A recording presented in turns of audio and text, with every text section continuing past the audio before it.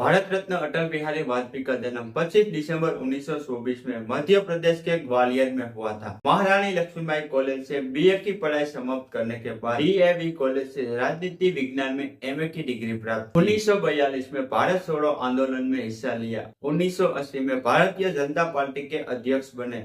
वे लंबे समय तक संसद सदस्य के रूप में 9 बार लोकसभा से और 2 बार राज्यसभा में कार्य किया। अटल बिहारी वाजपेयी देश के 3 बार प्रधानमंत्री रह चुके हैं। पहला उनका कार्यकाल सिर्फ 13 दिनों के लिए चला। दूसरा उनका कार्यकाल 13 महीनों का रहा। तीसरा उनका कार्यकाल पूरे 5 साल तक चला। में भारत को परमाणु शक्ति संपन्न देश बनाने के लिए साहसी निर्णय लिया। ग्रामीण क्षेत्र में बेहतर सड़क बनाने के लिए प्रधानमंत्री ग्रामीण सड़क योजना की शुरुआत की।